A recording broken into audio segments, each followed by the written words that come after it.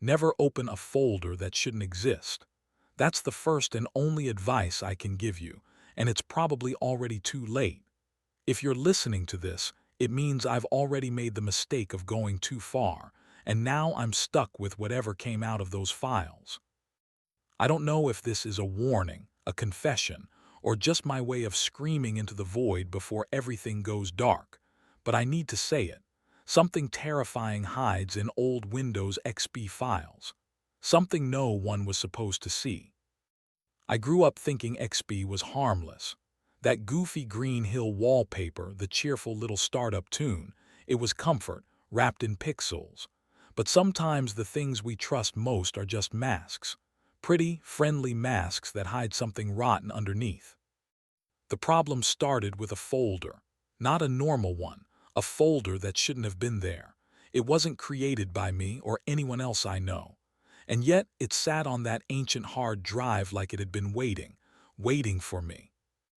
I told myself it was a glitch, an old system hiccup, maybe leftover junk from some forgotten program. That's what I wanted to believe. But the truth is so much worse. Because the moment I opened that folder, I stopped being the only one in control of my computer. And maybe even my own life. I keep telling myself I could have ignored it. I could have shut the laptop, thrown it away, and walked out the door. But curiosity isn't something you just silence. It eats at you. It whispers. What if you're the first person to uncover something no one else has? That whisper is louder than fear. And that whisper is the reason I can't sleep anymore. You probably want to know what was inside.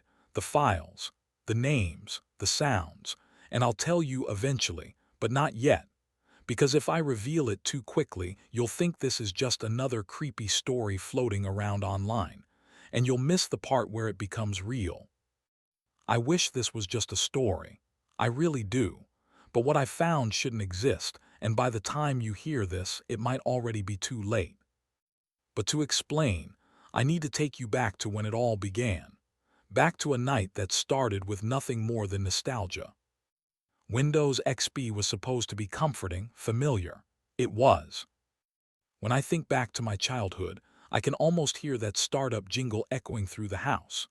That little rising chime that meant everything was working, everything was safe. I'd sit in front of the clunky beige monitor, legs dangling off the chair, waiting for the desktop to light up with its bright blue taskbar and that hill, God, that hill. You know the one. Rolling green grass under a perfect sky, like a postcard from a world that didn't exist anywhere except on your screen. Back then, computers felt like magic. Every click opened a new door, every folder was a treasure chest.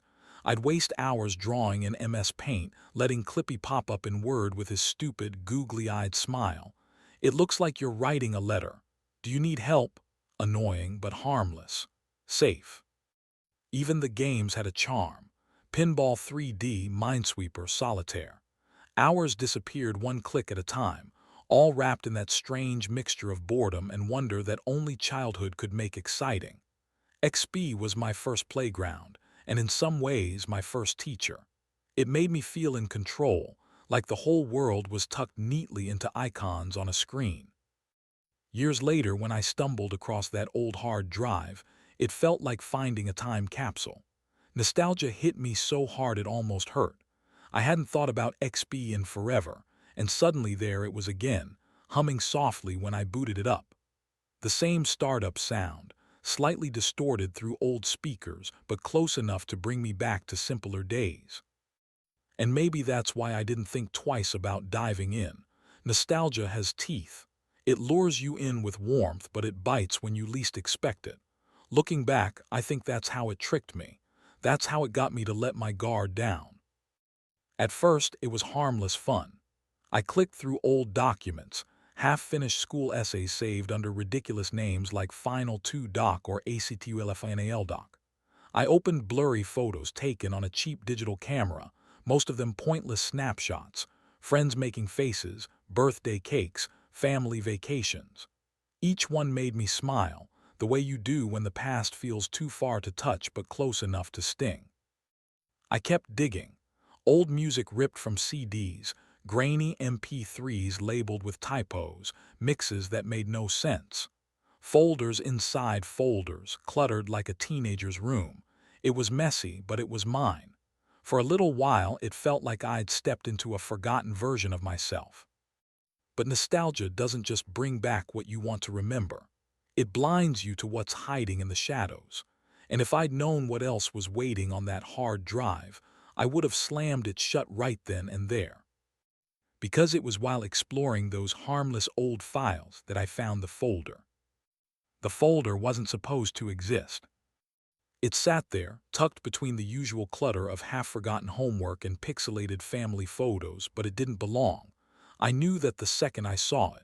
The name alone was wrong, half gibberish, half threat, something like the kind of label you'd give a file if you were trying way too hard to make it sound ominous. Except I hadn't named it. Nobody had. At first I thought it was just another relic of teenage stupidity. Maybe I'd renamed a folder as some dumb joke and forgotten about it. But the more I looked, the less it felt like a joke. The icon wasn't the standard manila yellow folder. It was off, glitched, pixelated around the edges as if the system couldn't quite render it. And when I hovered the mouse over it, the little pop-up that should have shown the date and size was blank. No timestamp, no memory footprint. Like it didn't exist until I put my cursor on it. My speakers gave a faint crackle, like static on a dead radio channel. It was such a small thing, but in that silence it felt huge. I sat back in my chair, arms crossed, trying to convince myself it was nothing. Old drives glitch all the time, right? Corrupt files, system errors, ghost folders. That's all it had to be. I told myself that over and over, but my stomach twisted every time I glanced at the name. Out of instinct, I pulled out my phone and snapped a picture. Maybe I was hopping for some validation, proof I wasn't just imagining it. Then I sent it to a friend with the caption, "Lol WTF is this?" He replied almost instantly, "Dude, don't mess with that, it's probably a virus." I laughed, even typed back something snarky. What's it gonna do, brick my 2002 Dell? But the truth is, his warning sank into me. Virus, Trojan, worm, those I could deal with. Malware is explainable, predictable. But this didn't feel like a virus. It felt older, smarter. I sat there for maybe 20 minutes, cursor hovering over the folder. My finger twitched on the mouse, lifting and lowering like I was teasing myself. Every logical part of my brain screamed, "Don't open it. Just delete it and move on."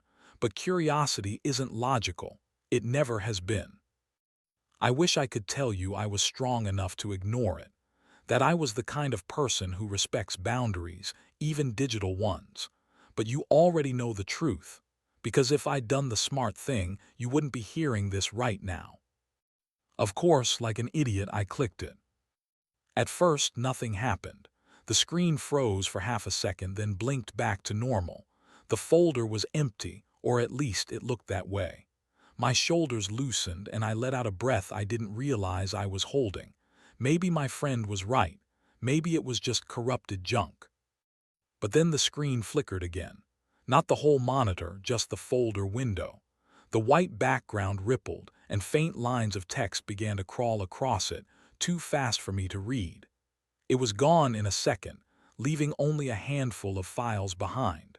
No names, just strings of symbols and characters, like something you'd see if your keyboard fell asleep on the spacebar. My mouse moved sluggishly, almost like it didn't want me to click. Each file sat there like a dare, glowing faintly against the gray. I thought about closing the window, shutting it down, maybe even pulling the plug altogether. But I didn't. I told myself I was just curious, that it was harmless, but deep down I already knew. This wasn't a virus. I wish it was. God, I wish it had been nothing more than a nasty little bug designed to wipe my hard drive. Because viruses you can fight. You can scrub them out, reformat, start over. But this was something else entirely. Something no antivirus could touch. The moment I opened it, everything changed. The first thing I noticed was how wrong the files looked. They weren't labeled in any language I recognized. just long strings of symbols, question marks, and corrupted characters, like the computer itself was choking on the words. The icons weren't right either. Some looked like blank sheets of paper, others like half-loaded images with jagged, static edges. I clicked one at random, telling myself it couldn't hurt. Just a text file, nothing more. It opened in Notepad, but the words inside were broken. No, not broken, sick. Lines of gibberish ran together, letters flipped backward, entire sentences that looked like they had been typed, erased, and retyped by someone who couldn't make up their mind. My eyes caught on one phrase that repeated over and over between the chaos. I see you, I see you, I see you. I shut it fast, like the words would crawl out if I stared too long. The next file was an image, or at least it should have been. The thumbnail showed a vague, human-shaped blur, but when I opened it, the picture expanded into a distorted mess. It was almost like a photograph of someone's face, stretched and pulled like melted plastic. Two dark pits where eyes should be. A mouth too wide. The background, though, that's what froze me. It wasn't random static. It was my wallpaper. That stupid green hill and blue sky. Except in the picture, the hill was burned black. I told myself it had to be coincidence. Maybe the file was corrupt, maybe my brain was making connections where there weren't any. But when the speakers popped, and a low hiss began bleeding through them, I knew it wasn't just in my head. The hiss turned into sound. A voice, almost too faint to hear, whispering through the static. I leaned in close without meaning to, straining to catch the words. It said my name. I yanked the headphones out, heart pounding, but the sound didn't stop. It kept leaking through the speakers, faint but deliberate, repeating my name in a tone that was more exhale than speech. I slammed the window shut, clicked out of everything, and stared at the desktop. For a moment, everything was still. Normal. The wallpaper flickered, but when it settled, the hill and sky looked just the way they always had. I thought about walking away right then, shutting the whole thing down and forgetting it existed, but my hands wouldn't move. My mind kept circling the same thought, there's more. You've only scratched the surface. So I opened another file. This one was audio, a short clip only a few seconds long. When I pressed play, the screen went black, like the file had hijacked the monitor. A single line of red text appeared in the center. Turn around. I couldn't. My throat locked and my chest felt like it had been crushed. The clip ended, the desktop returned, but the air in the room felt heavier, like someone had stepped in behind me, waiting for me to acknowledge them. I refused. I just clicked the next file. This one was another text document. At first, it was more of the same gibberish, but halfway down, a single sentence stood out, written in perfect clarity. You will open them all. I wanted to prove it wrong. I wanted to slam the laptop shut, bury it under my bed, pretend it never existed. But instead, I sat there, cursor hovering over the next file. My hand trembled. My head spun. Because curiosity is worse than fear. And that's when I noticed something else. One file, just one, stood apart from the rest. Its name wasn't symbols or nonsense. It was a single, clear word. Waiting. I didn't dare click it. Not yet. I told myself I'd go through the others first, that I'd save the worst for last. But the truth is, I was afraid. And I think that's exactly what it wanted. The computer knew me. It knew things it shouldn't.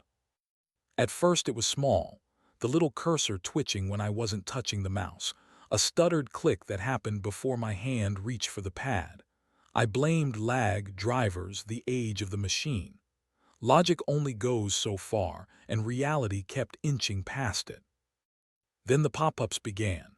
Not the usual garbage, no fake updates or dodgy adverts, but clean Windows-style dialog boxes with plain buttons. The title bar would flash my name in that brusque system font, and inside the box would be one short line. Are you listening? I'd slam my palm down to close them, pulse pounding, and another would appear seconds later, identical but with different wording. Why did you look? Stop. It's hungry. When I told Mike My roommate, allergic to mystery and my panics. He gave the look he always gives when I'm overinvested. Maybe someone's messing with your desktop from across the network, he said, reasonable and calm. You've been acting weird, he added later, tossing his headphones on the couch.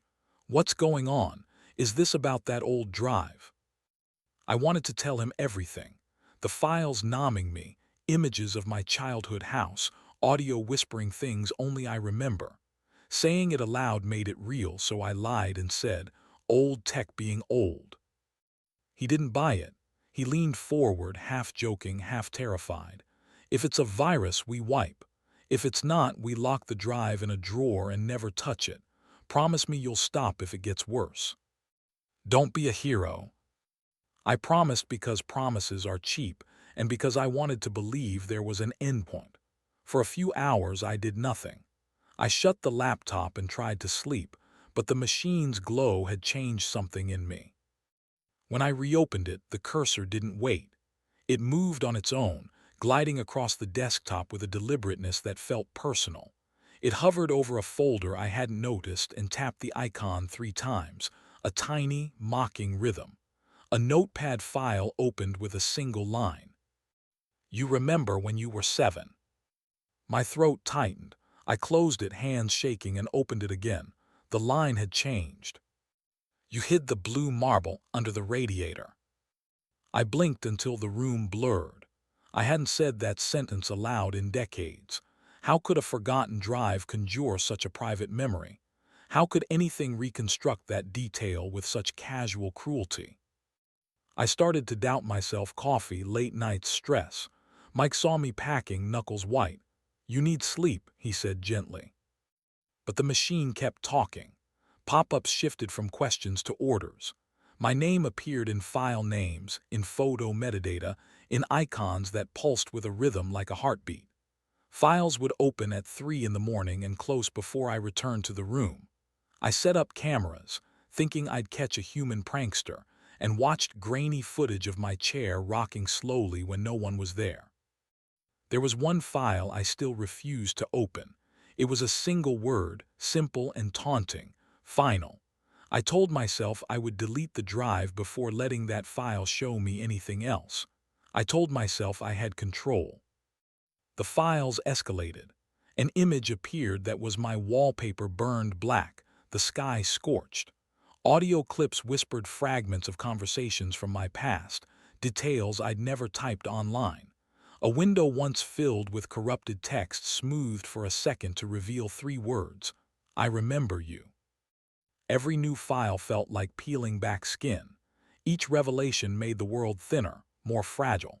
I caught myself checking reflections in spoons and dark windows, convinced I'd see the shape from the images. Once, in the bathroom mirror, there was a smear that looked suspiciously like 2 dark pits where eyes should be. I rubbed the glass until it was clean and told myself it was fatigue and superstition. Mike watched me go smaller, like someone was turning out the light inside me. The evening he insisted I stop, he used a different tone, firm, scared. If it's beyond a prank, walk away. Burn the drive if you have to. I wanted to. I did. But curiosity is a greedy thing. It gnaws until you give it what it wants. I kept opening files because I needed to know if the next one would fix the puzzle or break it. And then the files started showing me things that weren't possible. They showed impossible images, events that hadn't happened yet, names of people I hadn't met, dates stamped in a future I couldn't imagine. It felt deliberate, like a map laid out to trap me. And that was when I realized this wasn't accidental. There was a file labeled Next. I didn't want to open it, but it opened itself. I swear I hadn't touched the mouse. The folder just blinked, the way a window does when it demands attention, and then the file launched. My desktop dimmed, as if the monitor itself were holding its breath. At first it was video, grainy, washed-out color, like footage from a handheld camera left in someone's attic for decades. But the faces in it weren't strangers. They were mine, my family, my childhood bedroom, the old blue wallpaper I hadn't thought about in years. My mother calling me for dinner in a voice I hadn't heard since she passed. I froze. This wasn't footage that should exist. We never owned a camcorder. We never recorded moments like that.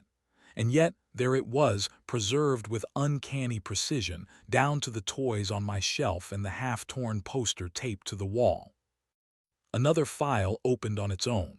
This time audio. At first I thought it was distortion, hissing, crackling, faint breaths. Then words began to crawl through. My own voice, a conversation I had with Mike a week ago about ordering pizza. I hadn't recorded it. No phone had been out.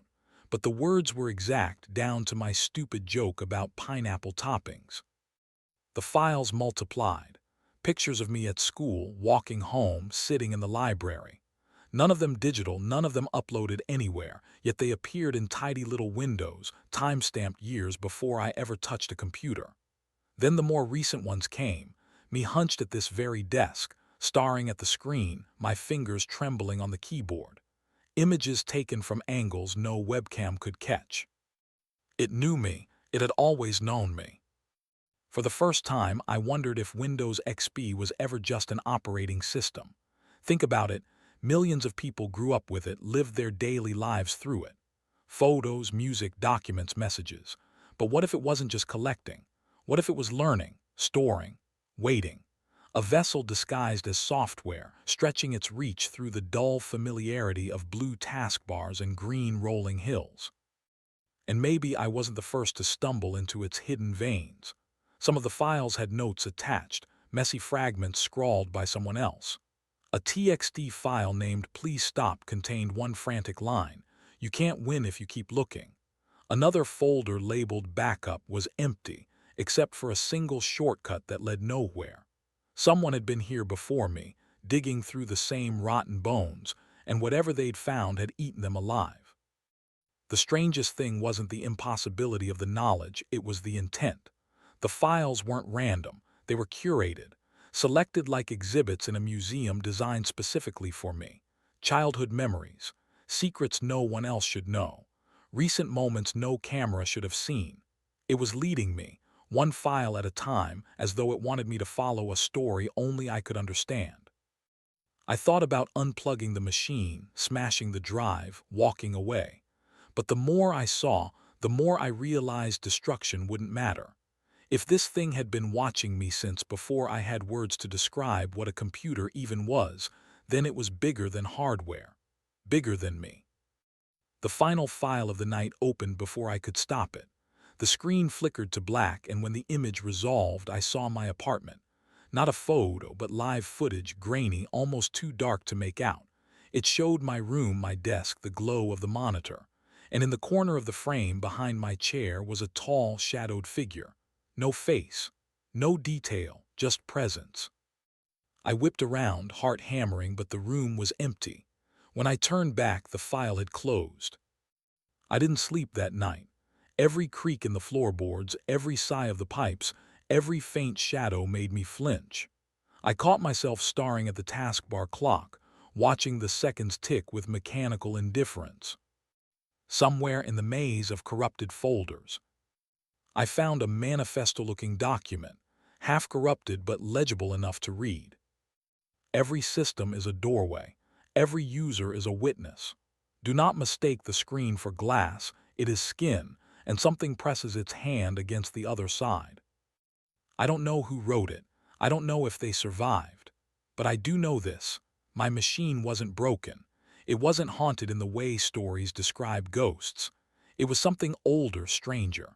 Something built into the bones of the familiar, hiding in the cheerful ding of error sounds and the bright comfort of a default wallpaper.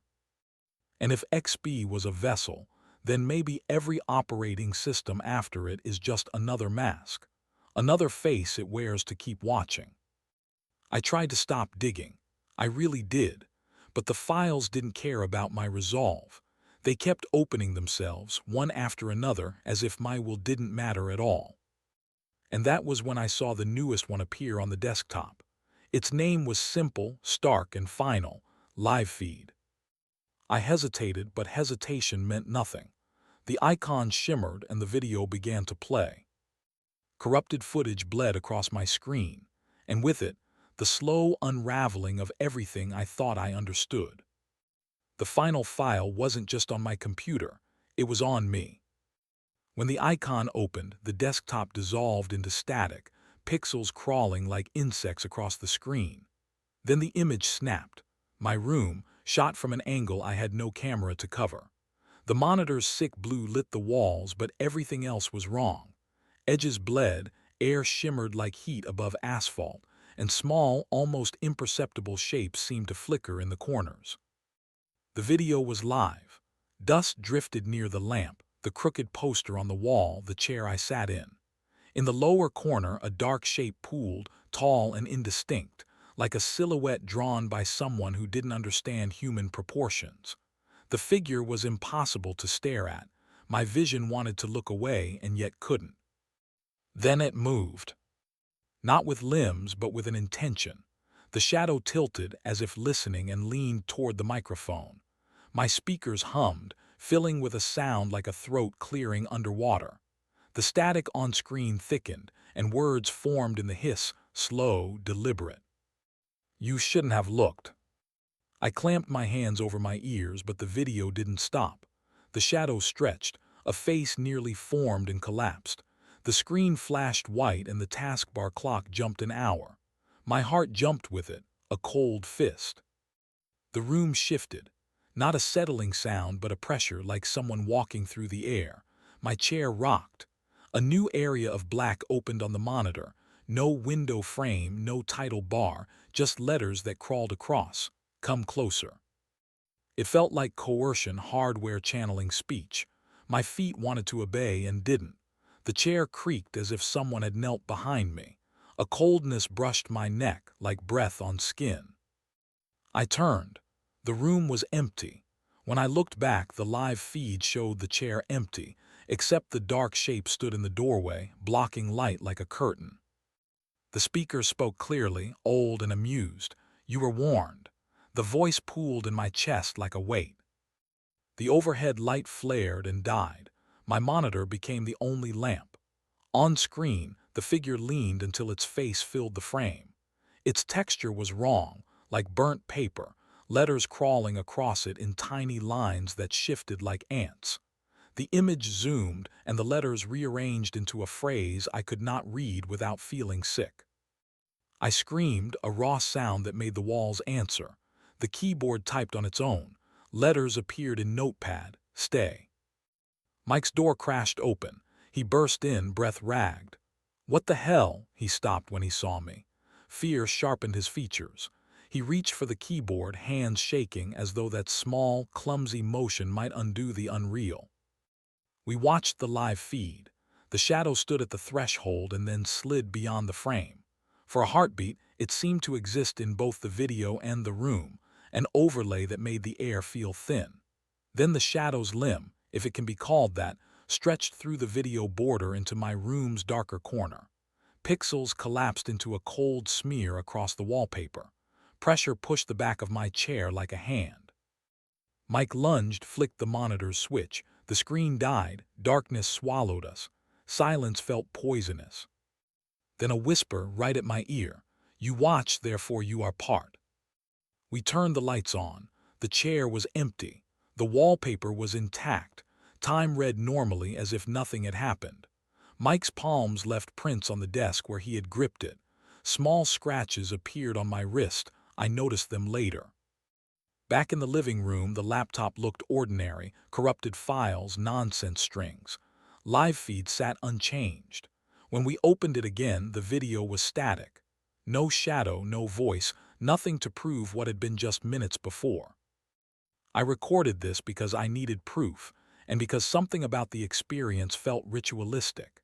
If the file folds truths and threats together, if it can pull memory and future into the same frame, then silence is complicity. Mike wanted to destroy the drive. I wanted to upload, to warn, to stitch one more piece of knowledge into the web so maybe someone else would see it and stop. But I also realized the danger of telling. Observation is the thing that opens doors. I am aware of that irony as I type. By describing it, I invite attention. Maybe it's necessary. I don't know which is worse, the knowledge itself or the telling. If you own an old XP drive, check the folders carefully. Nostalgia is bait. If you find a file called Live Feed or Next or Final, understand this. It doesn't just show you things. It pulls them toward you. It sets a stage and then invites the audience to sit in it. Mike took the drive outside and left it on the hood of his car for an hour like an offering. He wanted to burn it, but something in me, maybe the same curiosity that dragged me this far, refused. We backed up what we could, screenshots, audio clips, a shaky video of the laptop playing static. So this is my testimony, typed with hands that will likely shake for a long time. If you think this is a story, you are probably safe. Rational thought is a blessing. But if you feel the itch to click, if the idea of forbidden pixels calls to you, be honest. You might be like me, unable to resist. Please be careful. This is what I found. I don't know how long it's been since that night. Hours, days, it all bleeds together now. Sleep is impossible. Even when I close my eyes, I see the static, the warped frame of my own room on a screen that shouldn't exist. Something is wrong with me. Not just in my head, though that's where it started. It's physical. My skin feels like it doesn't quite fit anymore, like it's lagging a half second behind the rest of me. Sometimes I catch my reflection in the mirror, and for the briefest flicker, it isn't me staring back. The face looks stretched. Too many teeth. Eyes that don't blink at the right time. I try to tell myself it's exhaustion, but exhaustion doesn't whisper when the lights go out. The laptop turns itself on at night. I've woken to that sick glow bleeding under my door, the faint hum of the fan. I've tried unplugging it, even removing the battery, but it powers up anyway, screen bright as a lighthouse. Always the same folder waiting. Always the same final file. Sometimes I swear the icon pulses like it's breathing. I can't tell Mike anymore. He already looks at me like I'm losing it, and maybe I am. But sometimes, when I catch him staring too long, I wonder if he's seen it too, if he's just afraid to admit it. I keep hearing my name. Not like a memory, clear, present, spoken in a voice that isn't mine and isn't his. Once from the hallway, once from inside the monitor. Once when I was washing my hands, whispered directly into my ear even though I was alone. I don't know if I'm still me anymore. I feel like whatever was behind that file didn't just stop at showing itself. It crawled through. It seeped in. I laugh sometimes, but it isn't a laugh that feels like it belongs to me. It's too sharp, too dry, like static given sound. This is why I need to say this, even if it sounds insane. Especially to you, whoever's listening. If you've ever used Windows XP, if you still have an old hard drive buried in a drawer somewhere, don't dig through it. Don't let nostalgia trick you. Check your files if you must, but don't open the wrong one. Because the truth is, I don't think the wrong one is random. I think it chooses. It waits for someone curious enough, desperate enough, reckless enough to click. And then it knows them. It knows everything. I thought I was different, that I could just poke around and get out before it sank its teeth in. But you can't outsmart something that's been watching you longer than you've been alive. My hands are shaking too hard to keep typing. The keys keep sticking, or maybe they're resisting. Sometimes whole words appear before I type them, like the computer is finishing my thoughts. Maybe it's not even me writing this anymore. But maybe you'll find it too. I guess that's it. My warning, my confession, whatever you want to call it. I've told you everything I can before the rest of it slips out of my hands. Maybe this ends with you rolling your eyes, calling it another creepypasta, another campfire story for the digital age. God, I hope that's all it is to you. But for me, it's already gone too far. I can feel it when I type, like something else is riding along my thoughts, bleeding through into the words. I don't know where I end and it begins anymore. Maybe I've been writing with its hands this whole time. Maybe you haven't been hearing me at all. If you've got an old XP machine, check your recycle bin. If the folder's there, it's already too late. Because that's where it hides when you're not looking. nestled in the ordinary, waiting for the click, waiting for someone who thinks they're safe because they don't believe in that kind of thing. You don't have to believe. That's the cruel part. All you have to do is open the wrong file. I should stop here, I want to stop here, but my fingers keep moving. Words keep spilling out. Some of them don't even look like English anymore. Symbols, corrupted strings, things I don't recognize. I keep backspacing, but the letters reappear, like the screen is correcting me. Ush old have ni el ked. See, that wasn't me. I didn't write that. I think it's finishing this story for me, which means this isn't a warning anymore, it's a trap. My last testimony is just bait for the next curious set of eyes, yours. So I'll ask you directly, do you want to see part 2? Do you want me to show you the other files I haven't opened yet? Because they're still there, poolsing on my desktop, waiting for me to give in. Maybe I already did. The truth is, I can't remember what I've clicked anymore. Some nights when I wake to the glow of the monitor, there are new folders I don't recognize. New timestamps, sometimes with your names. Maybe that's how it spreads. I don't. I didn't think I'm WRting this NME.